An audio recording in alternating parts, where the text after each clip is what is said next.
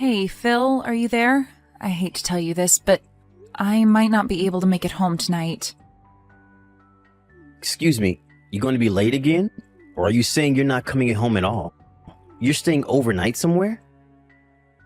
Yeah, well, it's not decided yet, but the possibility of not coming home at all is pretty certain. Really? Didn't your company put out some policy for this winter? It's supposed to get bad today, so unless you're on the night shift, all employees are supposed to leave early because there might be transportation delays or something. Wasn't that what they announced last week?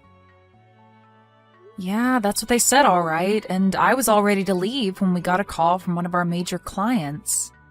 Apparently they encountered some serious system trouble on their main operating system. The weather is getting bad, but I can't just leave this and go home. We're talking about a major client. We really have to handle it tonight. Yeah, I suppose it comes with the job, huh? Being a system engineer can get pretty hectic. They're always turning to you when there's even a tiny glitch. Anyway, this isn't the first time. Remember the one last year? How can I forget that? That was during the big hurricane, wasn't it? That was pretty bad. But this time at least I don't have to go on site. I can do this all remote, but the only problem is I have no idea when this can be solved. We tried several solutions, but it rejected them all. Really not sure what the problem is. Worst case scenario, it may take all night. If, by chance, we find a solution, I can get home, but if not, I may have to stay all night. I'm really sorry about this, Phil. I hope you understand.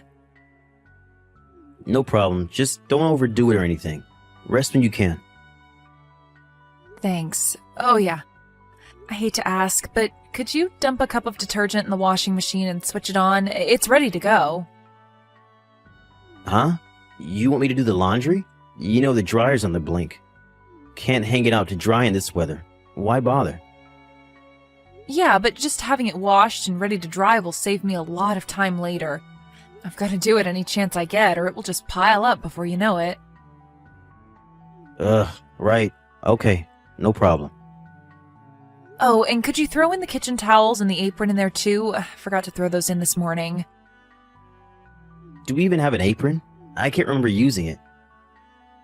Yeah, I bought it because I'm always on the run, as you know. Didn't want to dirty up my suit in the morning. It saved me the other morning, actually. Splashed egg all over it. I left it on the kitchen table. Forgot to drop it in the washing machine this morning. It's bright blue. I can't miss it. Oh, okay. I'll check and see later on. You're doing remote work all day today, right? No change in schedule? You don't have to meet a client later or anything, right? Yep, that's right. As a matter of fact, I was in the middle of something just now. Oh, I'm sorry. I didn't realize. I thought you were on your lunch break. I'm sorry if I interrupted. Don't worry about it. After I finish this up, I'm done for the day, so no problem. Oh, okay, great. So you got the evening free then? All right then. I better be getting back to work. Gotta figure this thing out. If I'm lucky, I can get this done tonight. Wish me luck. All right, good luck.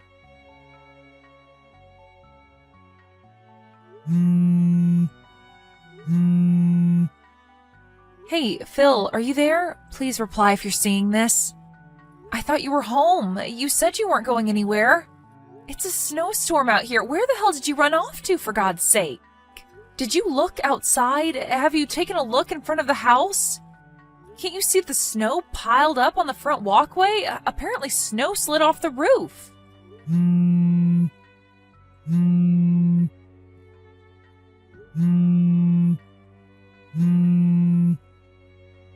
I got a call from Mrs. Barkley next door. You know, the old lady next door, right? Well, she told me that there was a woman buried in the pile of snow. Must have approached the house and the snowpack slid off the roof or something. It was apparently a pretty large pack of snow. Luckily, Mrs. Barkley called the ambulance right away because nobody was home at our place. It took a while for the ambulance to get there, but she said she seemed okay as far as she could tell. As for me, I'm still at the office. We solved that system error problem, but all transportation has been delayed. I have no way to get home because of this snow. I have no idea where you are, so I'm just relaying all this information. Just so you're aware, I can't believe you're not home, Phil. Where'd you go, for crying out loud? Contact me as soon as you see this message. I just hope you're not in trouble or anything. To be honest, I'm worried sick. Phil, are you there? Where the hell are you? I can't seem to get a reply from you. Are you even seeing this? I'm not even sure if you got back home or not. I don't see an icon on screen indicating you're seeing this. Do you even have the thing turned on? Or is your battery just dead and you can't charge it? What's going on, Phil? You're scaring me. I need a reply ASAP. We need to talk about what to do about that woman who was injured in front of our house. She's at the hospital over in Richmond. We can't just ignore her. She was injured on our property. We could get sued, so contact me right away after you see this. You do realize that you're in a real precarious situation here. I hope you're aware of that, Phil. What the hell is this, Melanie?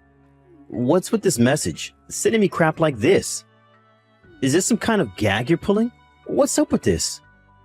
Making up some far-fetched mumbo-jumbo about you being taken away by an ambulance? What's with this play act and exaggeration? This is not even funny at all, Melanie. And even involving Mrs. Barkley? She's just a little old lady, for God's sake. How could you get her involved in your little prank? It's like you're showcasing your frustration to everybody in this neighborhood. Aren't you in the least bit embarrassed by this dumb little charade? And where were you taken? You said Richmond. Are you talking about the big one on 5th Street? I don't really care, to be honest. I don't plan on visiting you there anyways. I mean, seriously, why would I after what you pulled? Huh? Pardon me? What are you saying? I'm still at the company. I really can't get out of this right now. I'm not sure I can get home right now. Hold on a second. Pardon me? And what the hell are you blabbering about? Phil, I'm really busy right now. I thought I explained it all to you. But you just messaged me about you getting buried in front of our house and that you were taken to the hospital. What was that all about then?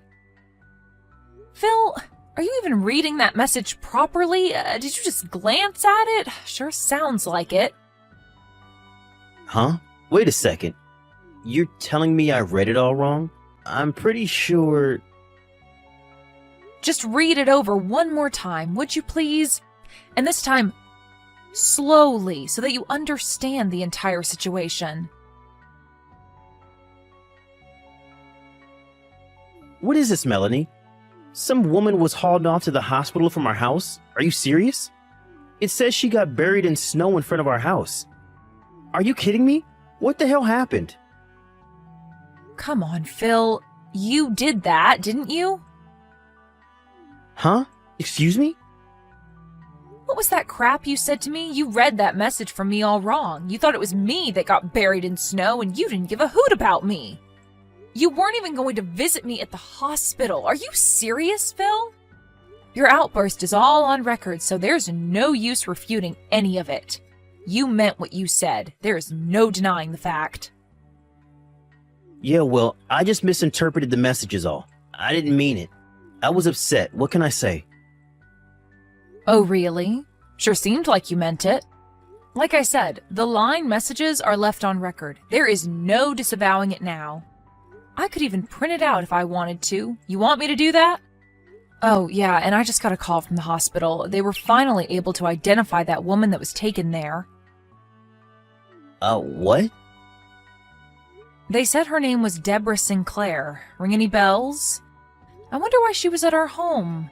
Delivering something, perhaps? Or maybe visiting someone? Hold on a second. Did you just say Deborah Sinclair? I mean, just want to confirm, you know. That's right. Sure sounds like it rings a bell with you, Phil. On the other hand, I have no recollection of such a person. Who is this Deborah Sinclair? You know her, right? Who is she, Phil? I'm not sure. I thought it was you. Yeah, and you thought it was me, so what? Forget what I said. It's nothing. It's kind of late to be saying any of that anyways. Pardon me? Phil, do you know how much time has passed since this Deborah was taken to the hospital? It was a pretty frantic situation that unfolded over there. All the neighbors were out, the ambulance blaring down the street. A couple of cop cars even showed up. In such a situation, don't you think they did a little background check regarding the whole thing? The cops aren't stupid, you know. What are you trying to say? Come right out and say it, Melanie. You got my undivided attention. Give it a go then. All right, if that's the way you want it, Phil. I know all about your little affair, Phil. That Deborah, she's your hot little babe, am I right? Wait, what? How do you... And you were seeing two separate girls. Really, Phil? I didn't realize you were such a low-life scumbag. Oh, wait a second. I was only... Why do you even know all this? Okay, you seem completely bewildered, so let me explain the whole thing to you, Phil. Once you found out I wasn't able to come home last night because of the system troubles we had at the client's place and the fact that the traffic was all disrupted due to the snow, you immediately contacted both Deborah and this other girl you're seeing. But apparently Deborah wasn't able to make it, so you decided to spend the day with your other lover. How am I doing so far, Phil? Did I miss anything? What I think you probably did was you decided to go and pick this girl up somewhere because of the snow.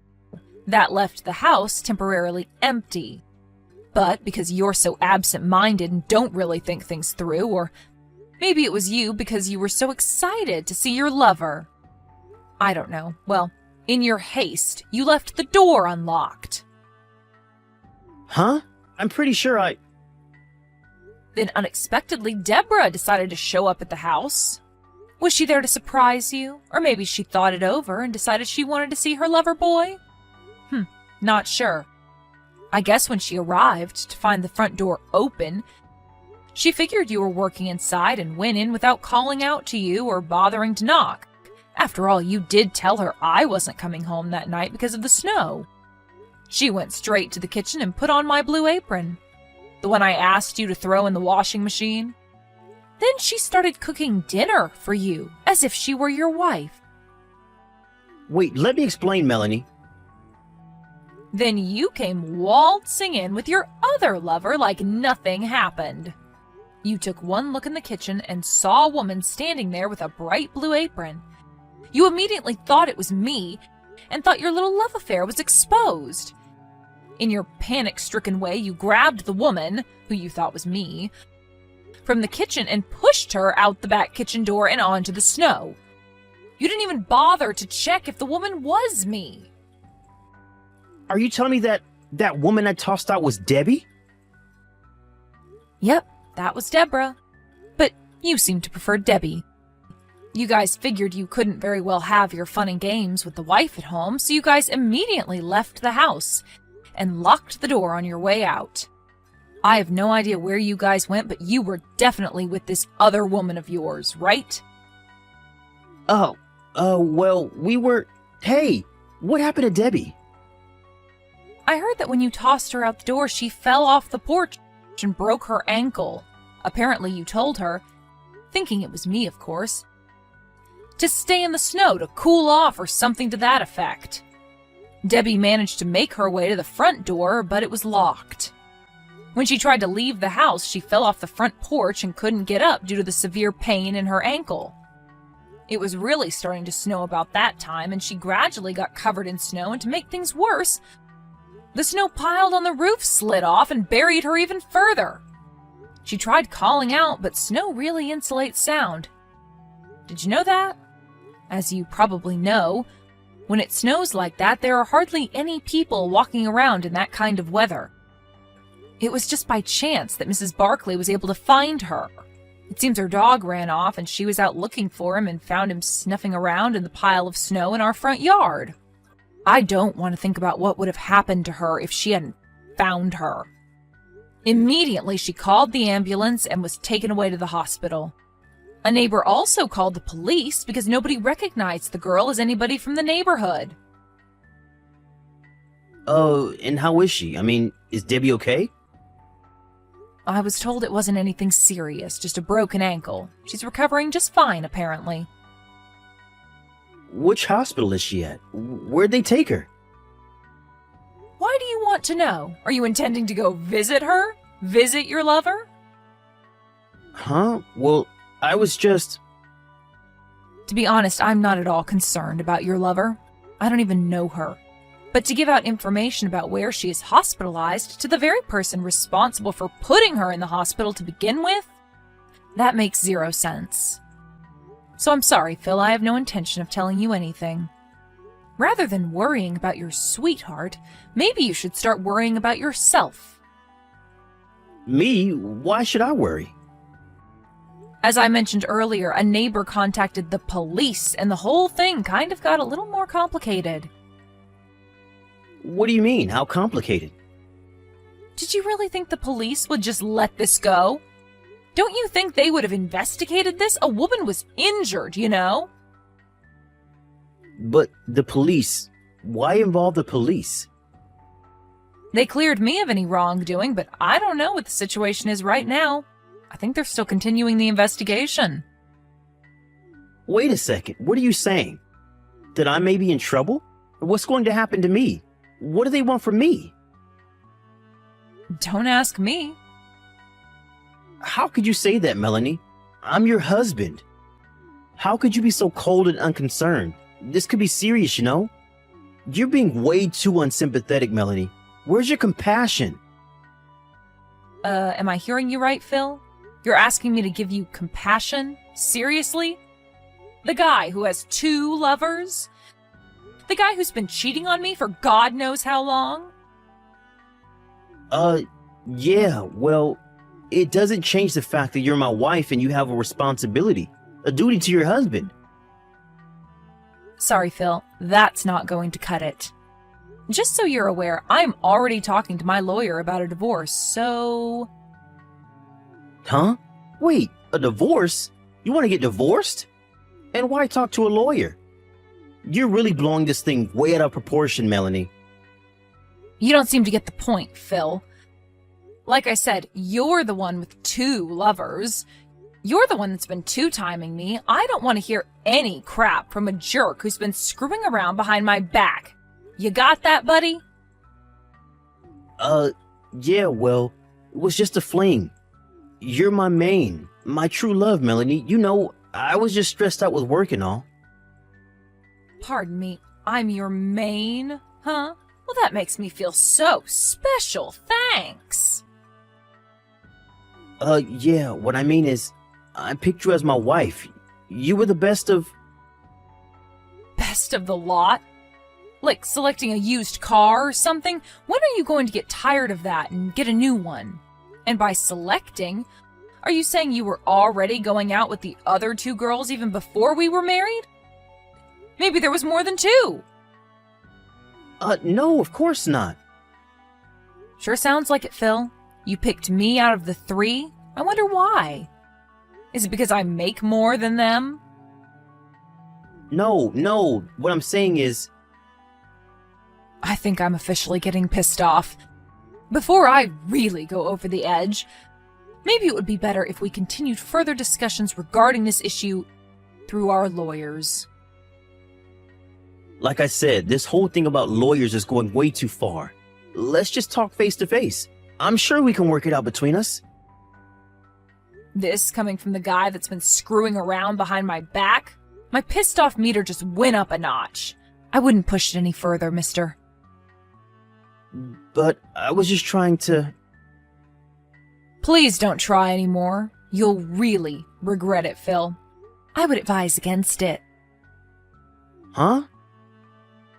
Okay, Phil, that's all I've got to say. Goodbye. Have a good life, Phil.